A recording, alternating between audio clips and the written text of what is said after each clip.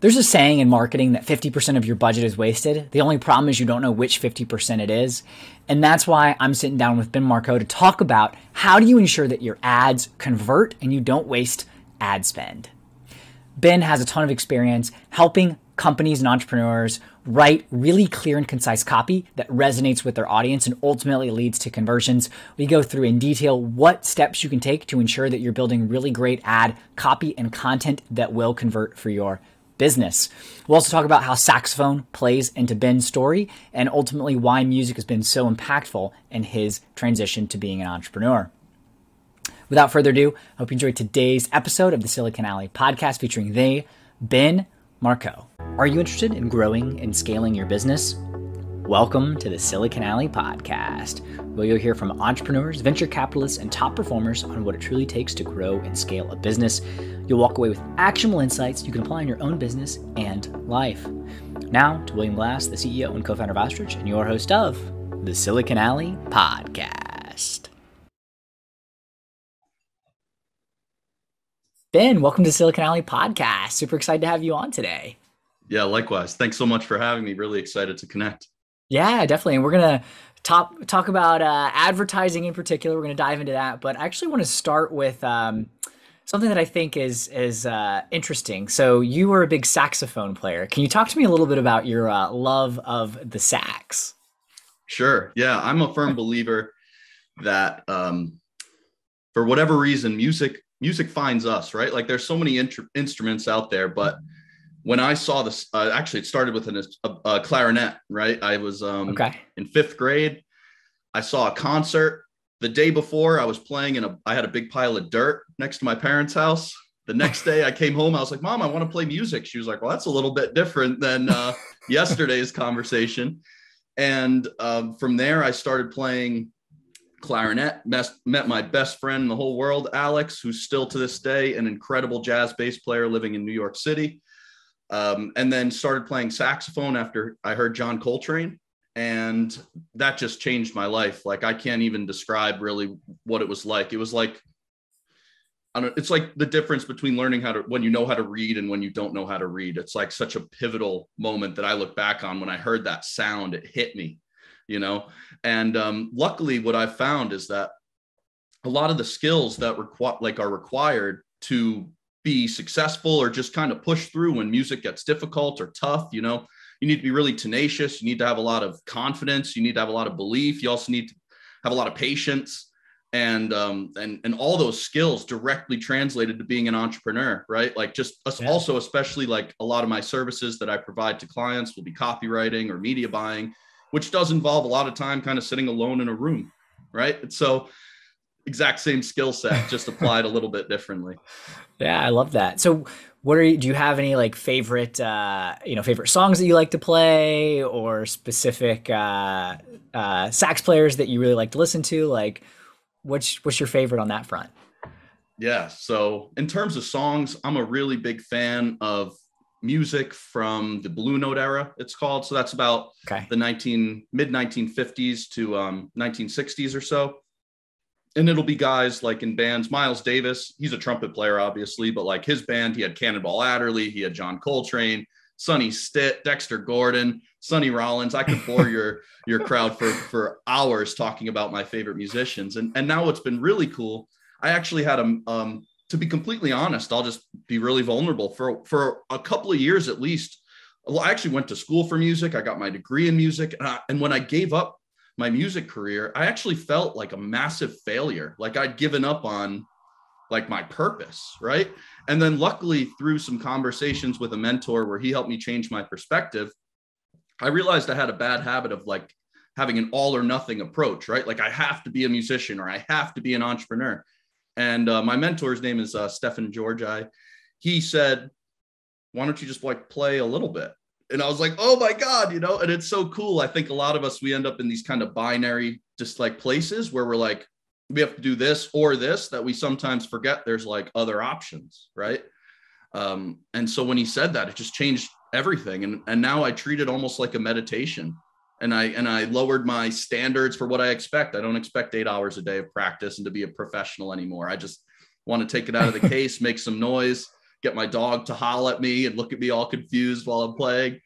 And then, yeah, just really treat it as like, again, like a meditation, like just something that I can do to kind of have be grounded and present, focused. Yeah, no, I love that. And I think that is a very common thing to slip into, especially when you're younger. It's all or nothing. I'm either going to be, the greatest saxophone player, the greatest, whatever athlete, whatever the goal is. And then when you realize that may not be your actual path, it can become very demotivating and you run away from something that brought you joy. So I like that you've been able to find that. So you went to school for music. How did you end up doing what you do in advertising and really focusing on, media buying and really helping companies grow? Yeah, man, that's a fun question. So like most people, I think my relationship with any interest, it started when I was about 15, 16 years old. And as anybody at that age, I liked a girl, right? That's what ended up happening. So Jen, if you're listening, hi. But anyway, I saw Jen, and like for the first time in my life, I got like my palms got sweaty. I was like, my heart started beating. I was like, I don't know what's going on. I don't like this. This is really weird. And so I went home, and just to date myself a little bit, it was still askjeeves.com was like the popular search engine. If you all remember, there's like the little picture of the butler with something. So I went on askjeeves.com and I searched how to talk to girls. Right. And I waited for my dial up to load. And eventually I ended up on David D'Angelo's Double Your Dating website. And then without realizing it, I was exposed to all this marketing stuff because like David D'Angelo, it turns out his real name's Evan Pagan. But I started getting like affiliate emails that I didn't know. He's like, my friend will help you with this, download my ebook, do this, do that, whatever. And it was all these like internet marketing things that I didn't know at the time. I was just a consumer.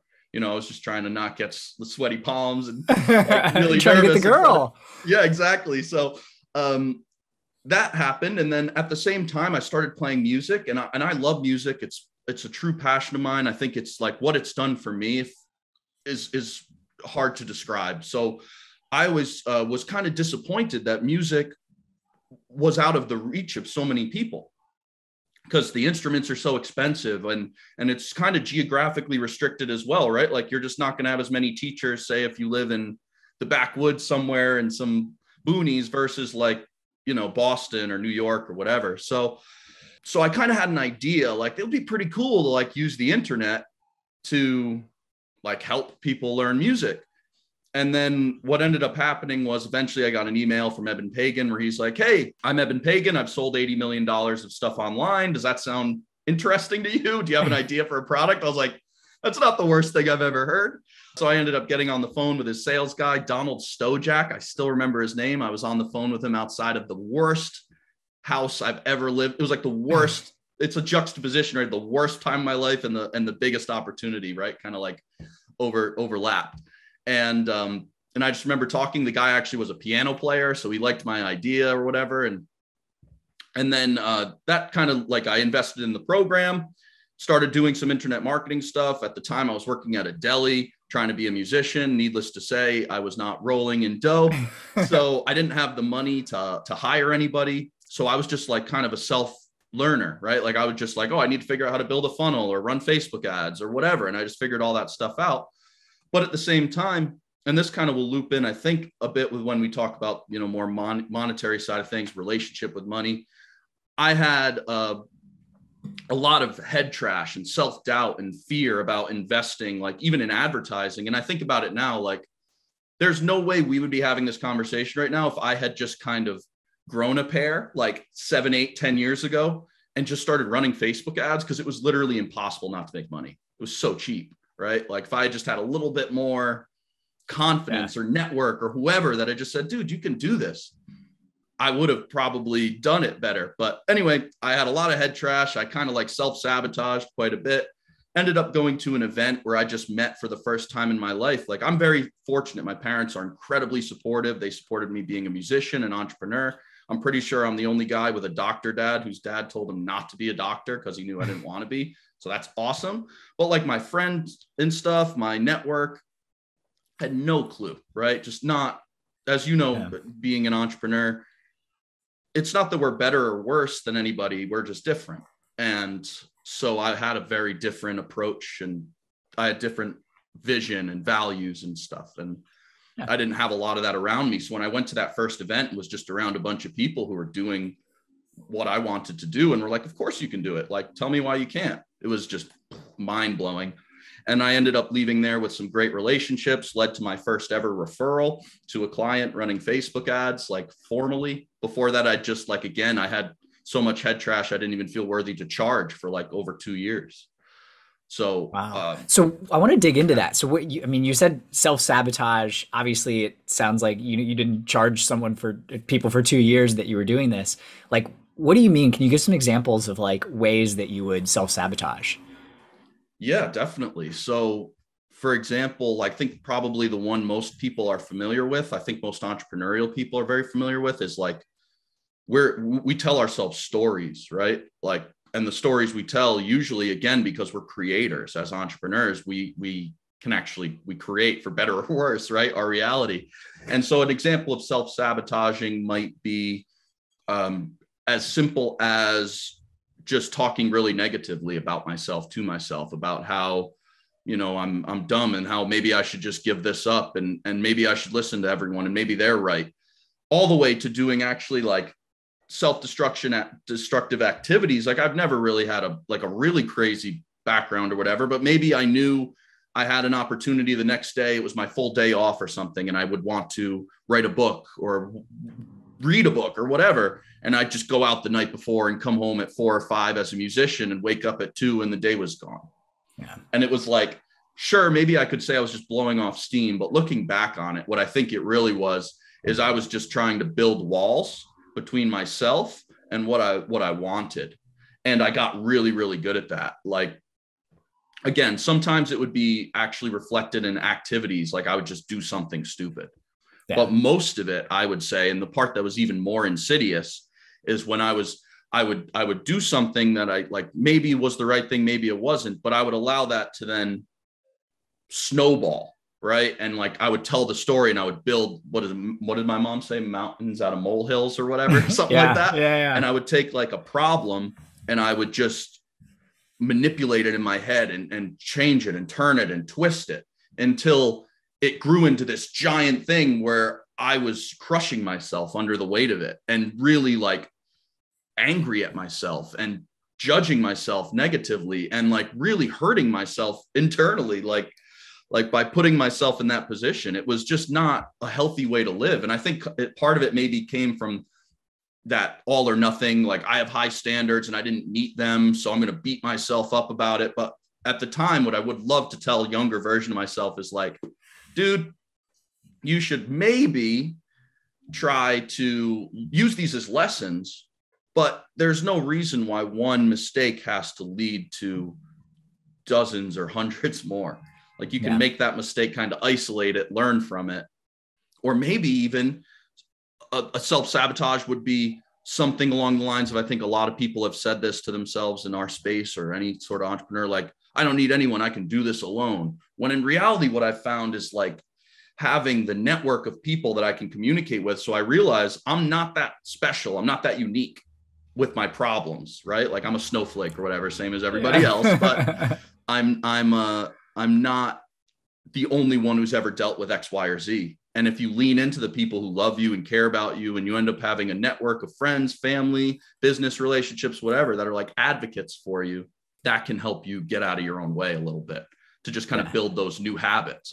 I don't know if that actually directly answered your question, but you did. No, I think, yeah, you answered the original question. Then you went to my follow-up questions and you answered those before I could get to them, which was around what are some of the things that you've done to kind of overcome that self-sabotage. But I think you're spot on. And it's something that notice, obviously, with building Ostrich, where we're trying to help people continue to make progress towards their financial goals. When you make one mistake, that doesn't have to define you, right? Like, to your point, like, you have that moment, or you do have you do go out, stay out too late playing saxophone and all that stuff. It doesn't have to define you. Just because you didn't meet that super perfect ultra standard that you had for yourself doesn't mean that just because you had a bad day or a bad moment or a bad week, like that has to define you. So it's like, how do you continue to make progress as you stumble and fall? And that's just natural.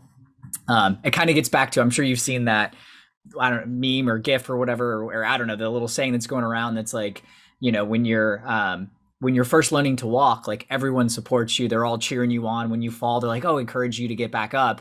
But we don't do that when you get to an adult level. Like we just don't do that, right? It's more like, oh, I can't believe they're doing that, or I can't believe, and all that talk you said, right, or of other people that were influencing you, feeding into that narrative that you had going on in your own head, versus having a bunch of people that are like, when you finally then got to the point where you were starting to charge, right? You went to that conference, you surrounded yourself with those people that were cheering you on and also helping you figure out what's the next step. Yeah, absolutely. I think so. it's but anyway, really, it's great. Bringing it full circle. But Ben, so talk to me about that. So you go to this conference, you meet people, you're starting to get paying clients. Like what was that process like of actually building a business and starting to get rid of that self-sabotage and that negative self-talk? Absolutely. I think the big thing was I realized that I actually was good enough, right? Because like I had a number of situations where I think, what's it called? The Dunning-Kruger or whatever, Donning-Kruger, where it's like the inverse proportion of like confidence to competence. And I thought that everyone learns Facebook ads and writes copy. It's like, that's just what you have to do, right? But then I remember distinctly this guy talking about how he had just spent $20,000 to get a sales page written. And I was like, what? Like just the words? The words? Wait, what? No, that can't be right. $20,000, that's a car or whatever, So that was a big thing, is understanding the perspective. And then the other thing that I realized is that same as with music, actually. I remember my friend Alex told me this. He's never had a job ever. He's been a pro musician since like 13 years old, playing with his uncles and everything. Really, really cool.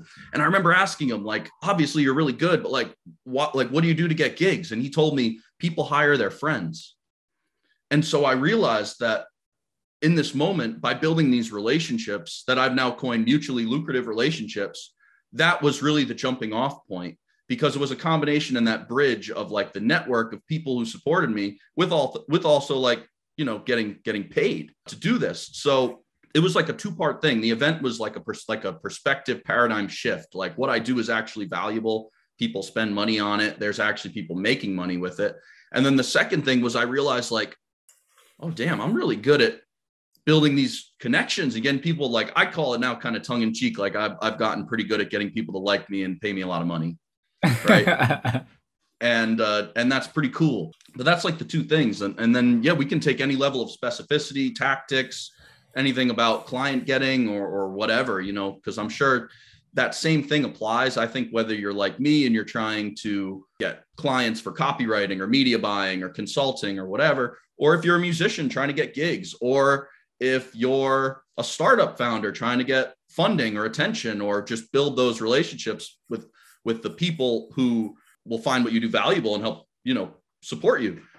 I think it's the same universal skill. It's like a people first, people centric kind of approach to building the business. Yeah, 100%. I agree. Right. Like my background before getting into startup world was B2B sales, and you're still selling to people. And there's a misconception, especially on the business side, like, oh, it's a whole nother customer. And yeah, there's more stakeholders, but at the end of the day, you're still selling to people. So I'd love to dive in, as you said, to get in a little more tactically. If you're approaching a startup founder and they're just starting to build, maybe they've got their product already, they're starting to try to grow, try to sell, try to promote brand awareness. Like, where do you start as an entrepreneur, as a founder? Where would you start to build your ad approach or your just marketing awareness? Definitely. I found that, funny enough, even though I'm a quote unquote digital entrepreneur, I've talked to many other people about this, even like introverted, kind of weird copywriter type people, and I've found, at least in my experience, that, again, going to this kind of like, where are the people that, like, where can you actually have a one-on-one conversation with somebody or build a relationship with a group of people at a place? And typically what I found, and again, this is totally biased just based on it being the launch pad for my career and changing my life and my perspective of what's possible. But just by going to like an industry event, I think you can make years worth of relationships and friendships and business progress in the course of a weekend.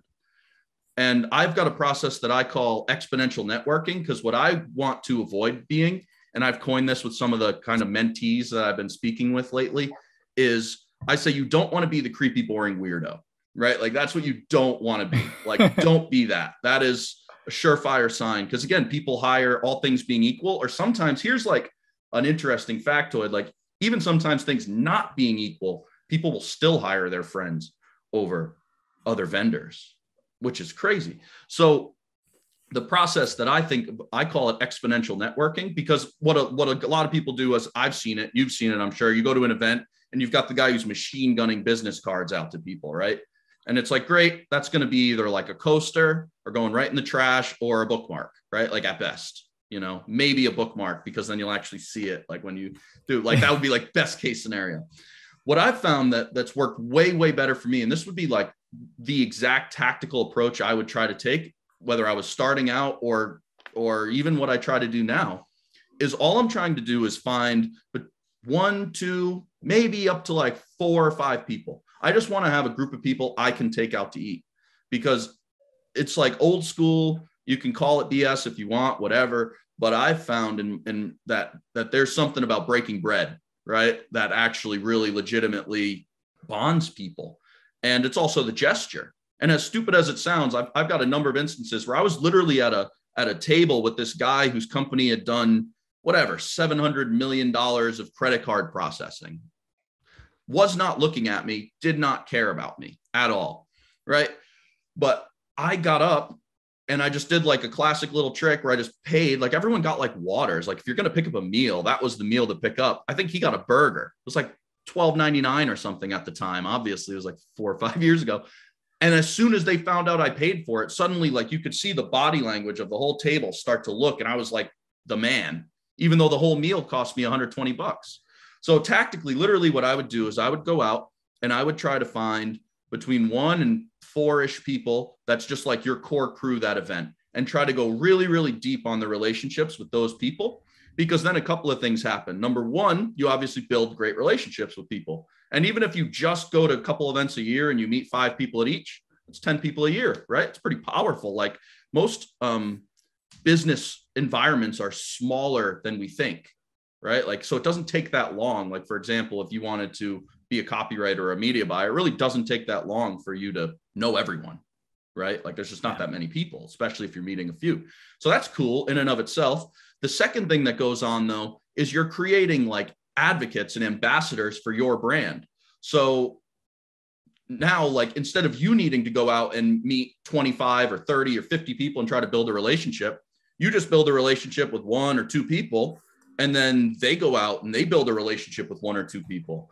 And then there's all these like psychological triggers that go on with whether or not you want to buy into them or not, doesn't really matter. But there's all these phenomenon. Like if even though we've just met recently, if I was to find out exactly what you do, and I had just recently had a conversation with someone who'd be a perfect fit for what you do, and I connect you to, even if I didn't know both of you for that long or that well, it's shortcuts, like all this kind of social programming we have, like from back when we were, cavemen, like sitting in the circle, right?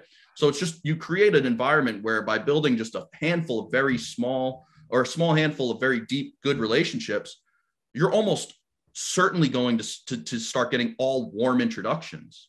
And imagine you're early on in your career, right? Like, and you're a new, again, I'm not in the fintech world or anything, so I can't speak too highly to that. But imagine you're like a new service provider, right? B2B sales provider of something, some service, some ad service. Imagine now I introduce you to someone as saying, oh, you have to talk to so-and-so because they're incredible at blank. They now just like got positioned, not as some startup newbie kind of like early type of person along in their journey. They just got positioned as an expert. And so now you're having a conversation with someone who respects you and values what you do. And so it's like twofold, because you're building great relationships, and tactically, you're just putting yourself in a position where like a whole lot of people like you that will either directly lead to being clients or introducing you to clients, Or worst case scenario, they're just really great people who just speak well of you in the market. It's a pretty cool, like, worst case scenario. And if you do the math, like over the course of 5 years or something, you'll have met 50, 60 people that you had great, deep relationships with. And then you just extrapolate that out to all of them introducing you to 1, 2, 3, 4, 5 people. And suddenly you go to an event with 400, 500, 600 people and you literally know everyone there. And it's not because you're magical or whatever. It's just because you got warmly introduced to like all these people. Yeah, no, it makes sense. I mean, it's a smart approach. And it also sounds like, you're also coming from, there's this concept that's in the startup world, like this give first mentality, right? Where it's not like you're necessarily looking to extract value from the conversation. You're really just trying to build a deep relationship. It's not like, hey, I'm trying to sell this person to be my client. Like that's not the intent, right? This is someone who obviously has a lot of experience, expertise that I want to be connected with. And that's the purpose of the outreach, right? And I think that that's something to like really hone in on. Because a lot of times, as you said, the guy that goes around and hands out 1,000 business cards, or a gal that goes out and hands 1,000 business cards, it's super transactional, right? You're focused on building deep relationships. And then within that, providing value to the other person, whether it's in the form of connecting them with other people that they need and building that network, which I think is a really key point that I want to hone in on. Yeah, definitely. I think of it as just try to be the bright spot in as many people's day as you possibly can. It can be a connection. It can be just a joke. Like if you make someone really laugh, especially with all this stuff going on and all these outside, if someone looks at you and they see you as just a bright spot, somebody they're excited. Like I think of it, I do the cell phone test, right? Like we all have phone numbers that when we see them on our phone, we get excited. Oh, who so-and-so is calling me or texting me or whatever. Cool.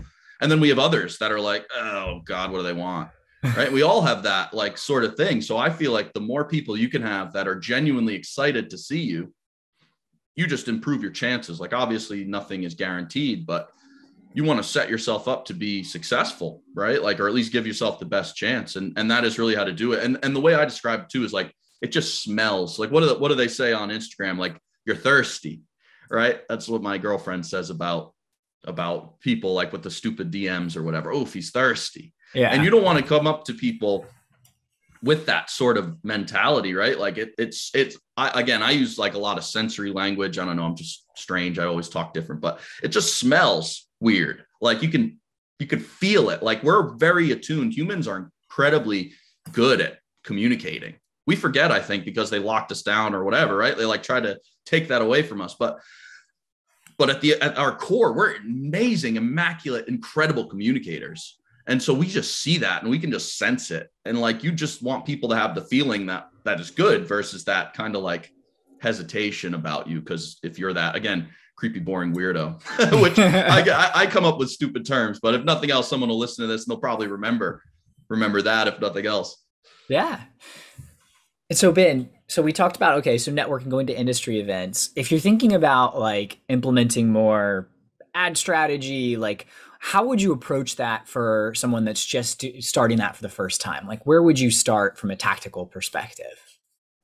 Like running ads. Running ads, or if you're creating like copywriting, like you're starting to think about, maybe it's more at the like strategic level and then, thinking this through. If you're trying to help someone who just really knows that they should be probably on social media, they should probably be thinking about SEO, they should probably be running ads. You need to have them be congruent with who you are and how you want the business to be. Like I could give you some sort of strategy, and if it just doesn't fit your vision for the business, then you're probably not going to execute on it because you're not interested in doing so. And energy follows attention and attention follows energy, right? Like, so whatever's more likely to work. So that's the first thing.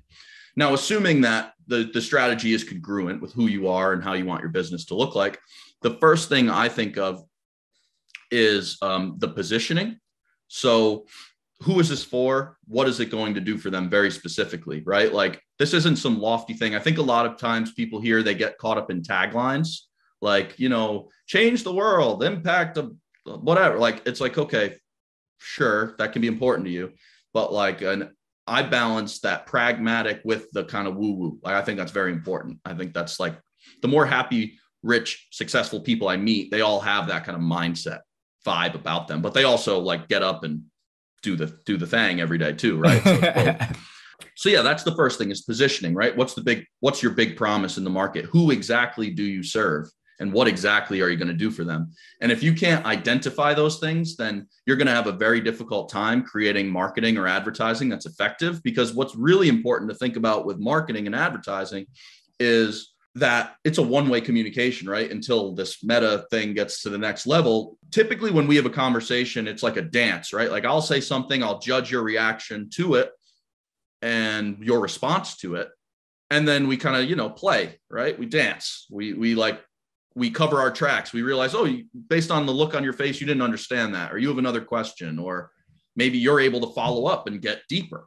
Whereas in marketing and advertising, you don't have that opportunity, right? So you need to be incredibly clear on who you're serving and what you're doing for them.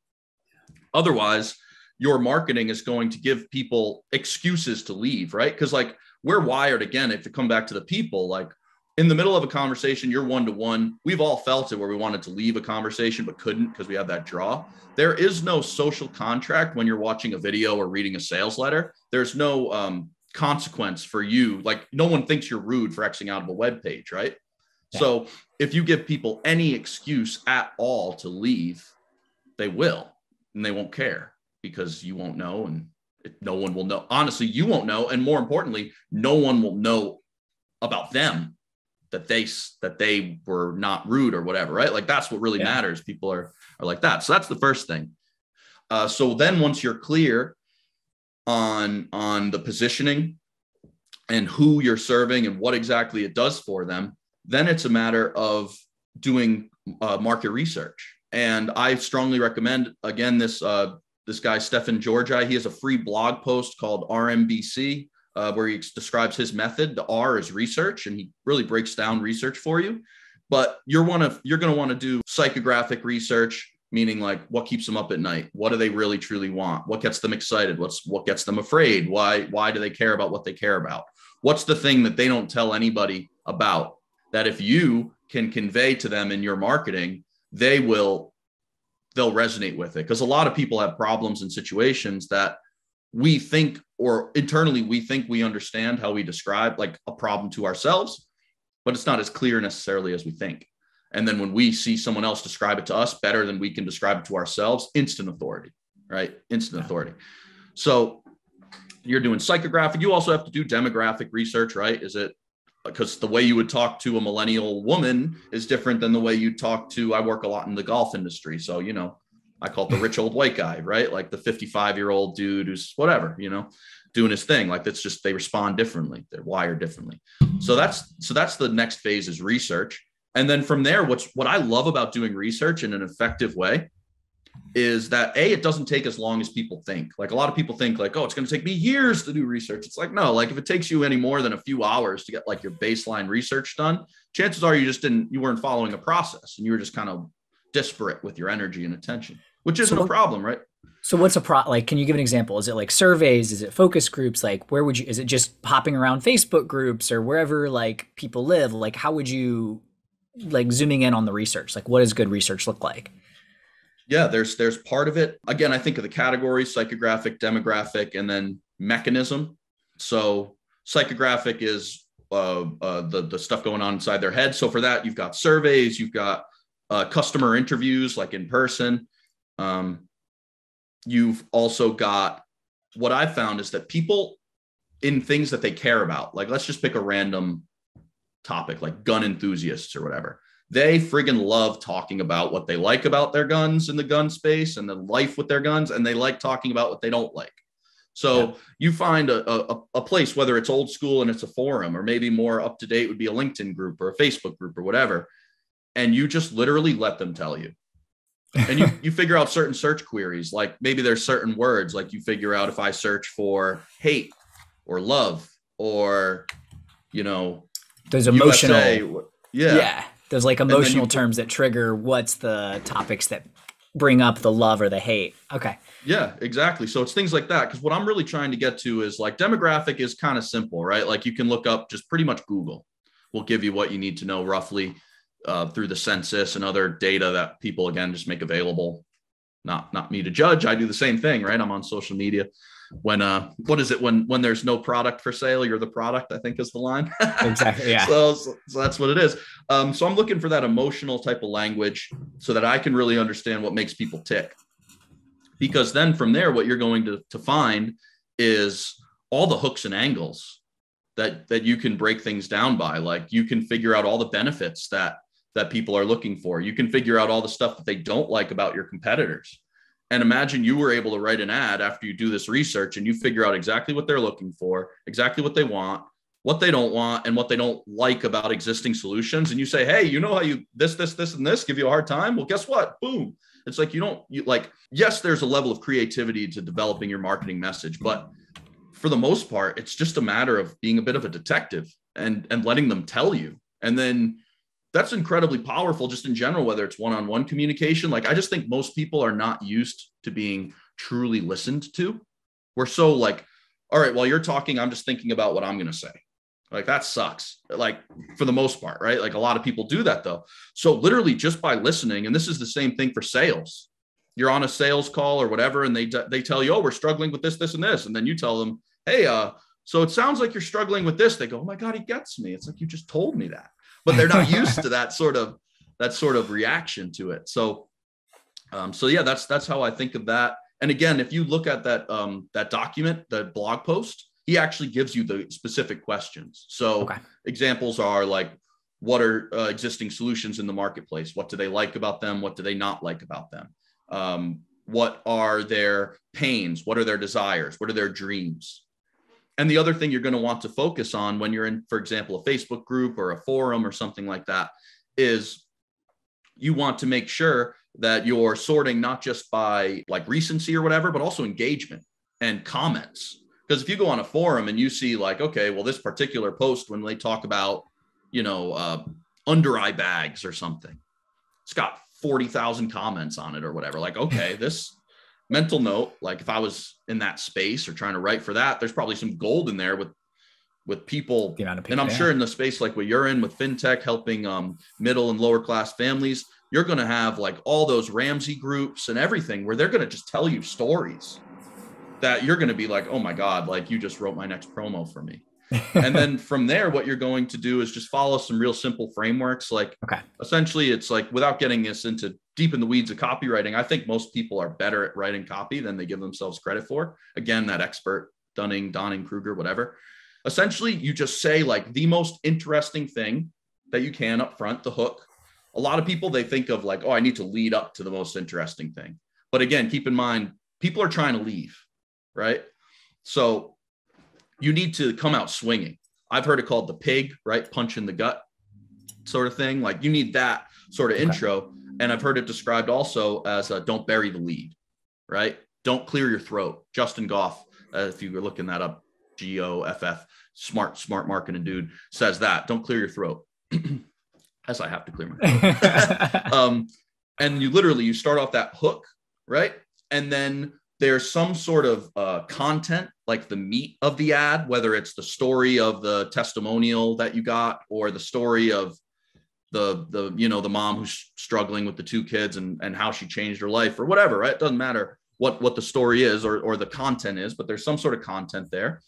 And then there's a transition where you literally just bridge whatever that hook is to like the thing you want them to do. So you start off with a super incredible, amazing first sentence. I think of it as like, the TV channel ID. You ever watched ID, like the true crime? Oh, yeah. I know what you're talking about. So the thing that they're probably best at in the whole world, I call it the gruesome murder method because I'm a marketer. I have to name everything. Is they literally will start off. It'll be like, John didn't know he was going to die that day. And then it's like, wait, what? And then like, before you even have a chance to know, like you're hooked on the next episode, then it'll end. And it's very clever the way they do this. Before they run the title screen thing, whatever, the intro of the next episode, they put the hook at the end of the previous episode. So like, you don't even know, like you're just, before you've even had a chance to like pull away from the screen, you're into the next one. Now you got to see, oh my God, what happened to him? I have to know. Right. So that's where you want to start off with, that kind of hook. And then you give some exposition and some context about that hook.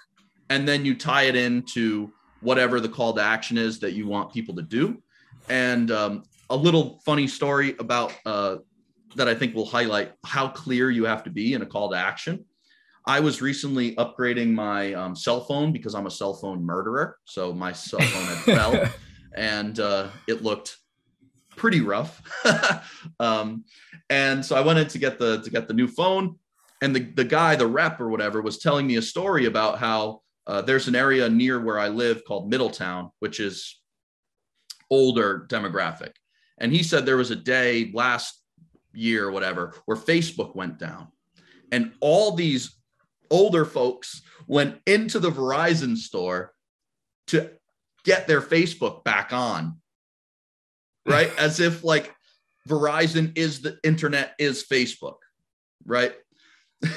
And obviously, like, you listen to that, that's ridiculous, but that is kind of what we're dealing with, right? Yeah. Like, depending on exactly who you're working with, maybe again, you're more millennial type or younger folks, and that wouldn't be the case. But I think we assume too much about what people understand about our product or service because we're so close to it. That makes sense. So anyway, that's kind of like the copy 101. Like, most interesting thing you can possibly think of. Don't bury the lead, because nobody will care. Like, you could put the best, coolest thing in the middle, and most people won't watch it, won't get to that far. And then you need to have some sort of content in the middle that is strong, quality content. Again, whether it's a testimonial or a story, or just making it clear of the benefits, or making it clear how you're different from your competitor or whatever. And then just make it incredibly clear what you want people to do. What are some examples of good call to actions, like a good CTA? And I'm sure it probably depends on the medium, right? Like, it would look different for probably an article versus a Facebook ad or Instagram ad. But like, what are some good examples of good, strong CTAs? Sure. Yeah. So in general, it's telling people exactly what you want to do. The most strong example that I can think of right now that really illustrates this is currently what's working really well on YouTube ads is literally not just saying, click the button below and go opt in on the next page. So like, the old version might be click the button below, enter your name and email on the next page, and I'll send you my free cheat sheet on the 7 things you need to know to take your family to save $10,000 a year as a lower income family, whatever, right? Like that sort of thing. Yeah. What they're literally doing on YouTube now is, as they're saying that, which honestly was a pretty decent, strong, clear call to action, they're actually having segments spliced into the video of your cursor highlighted, like with the yellow kind of thing where your cursor is, clicking the button, opening the page, filling in information, and hitting the button on the next page. So combining the auditory medium with the visual medium of a clear call to action.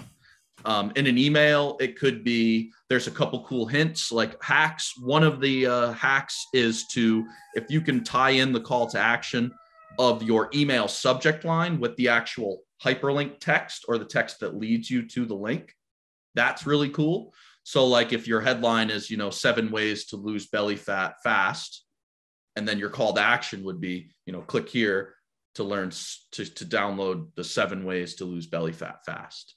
So that's one. But in general, I would just think of like, if you think you're being too obvious, you're probably not being obvious enough. Like, tell them exactly what you want to do. Like, painfully. So like, learn more is not a good CTA, or like, it needs to be like, here's exactly what to do.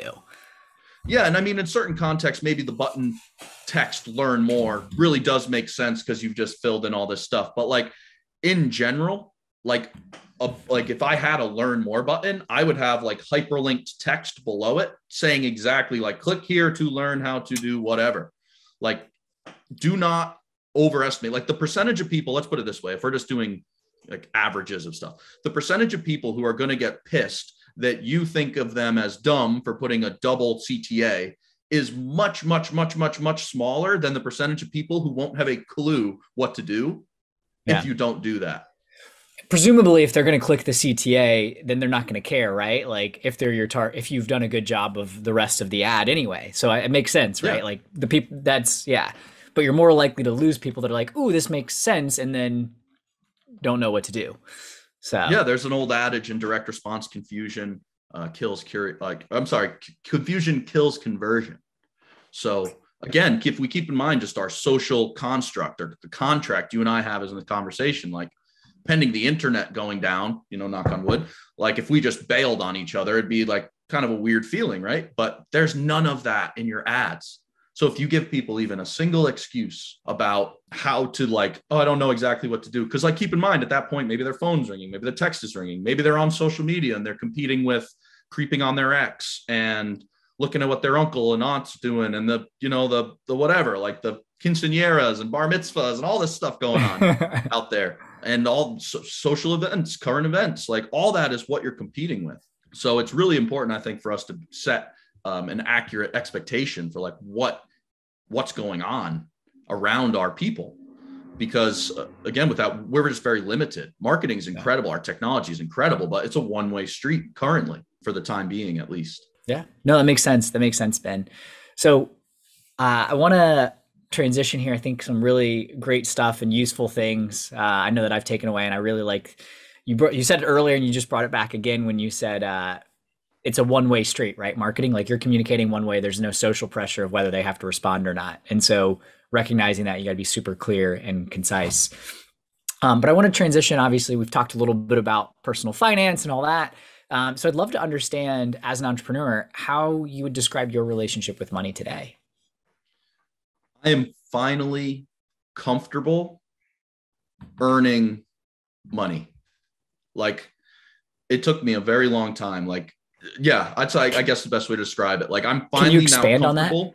Yeah, like for a while, maybe it's again just because my musician friends are amazing, they're incredible, but just a little context. And I feel honestly, this is like braggish or whatever, which is kind of douchey, but it is what it is. Like, I made more money in January of this year than I did of 2 years working at the deli and being a musician. And obviously that means two things. One, I made a fair amount of money in January. Two, I used to not make any money really, right? Like barely any. So transitioning from that, I think a lot of people, when we're coming from that background, it's almost like a badge of honor, like a broke badge of honor. And it's freaking stupid. Like we have all these misconceptions around what it means to be wealthy. And, maybe we had a bad run-in with some rich lawyer with a Mercedes who like parked in a handicap spot. And our moms told us like, that's terrible. He should be ashamed.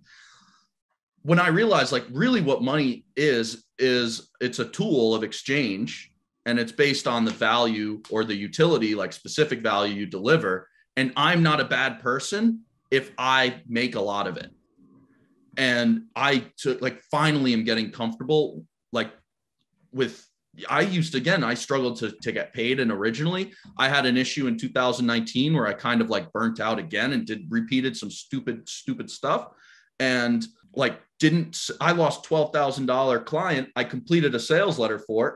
They did not pay me over $12,000 because I didn't submit the invoice for 5 months because of head trash about money and worthiness and all this stuff.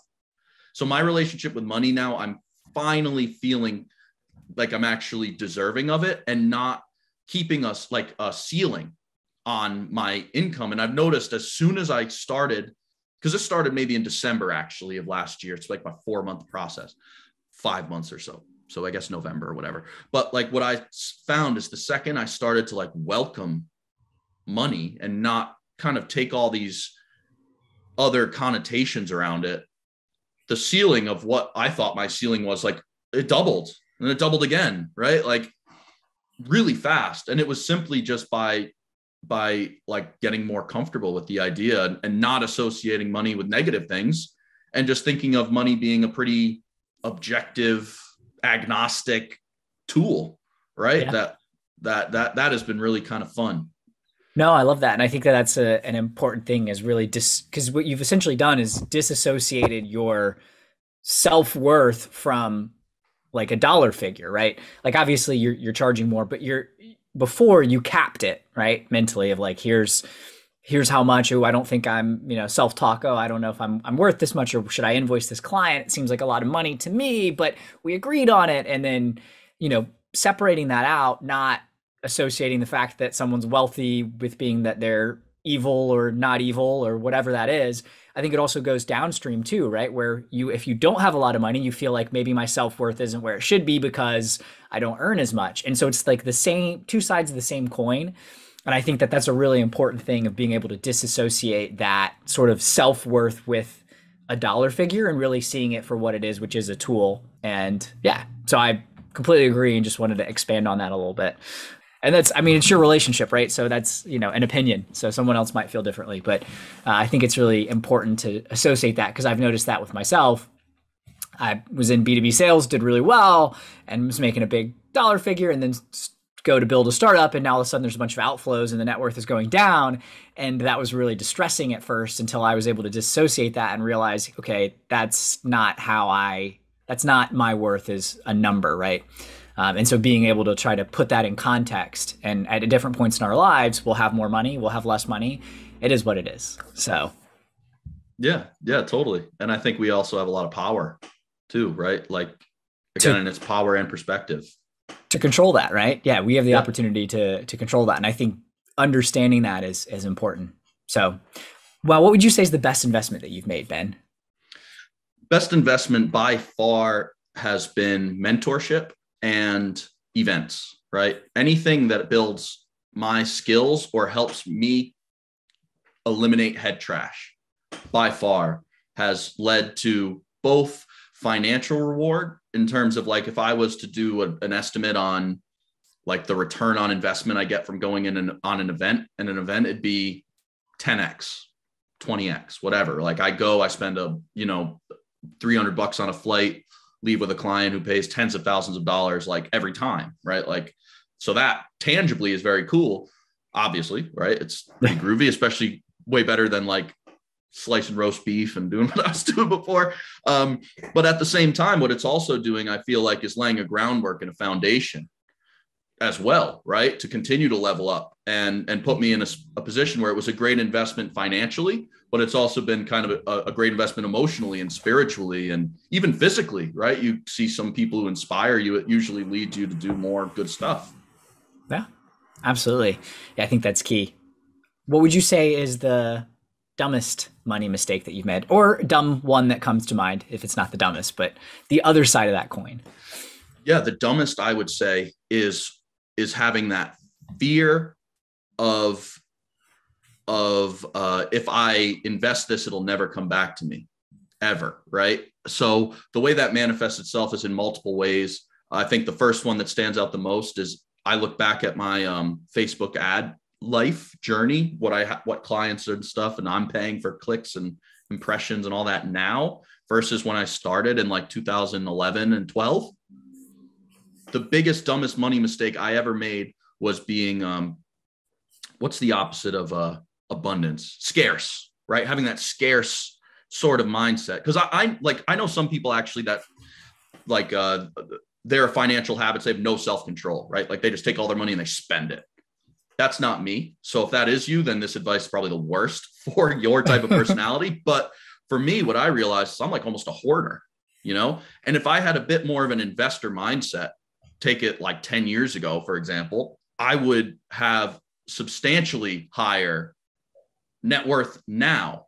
And now I'm trying to, again, but to segue back to the kind of what we talked about a few times is old Ben would have beat myself up for that again and set myself up for failure in the future, right? What I'm trying to do, new V2 or V10 or V20, whatever version I'm on now is to set myself up for success. And again, the cool thing is like, it's totally our choice for the most part, pending like being in really, really awful circumstances. For the most part, it is 100% our choice, whether we want to look at things scarcely or abundantly and invest or, do what I did and kind of just like hold on to it. And like, cool. It's like nice to have some money under the mattress, but I think about it now and it's like, man, that opportunity cost was, rough. It's rough.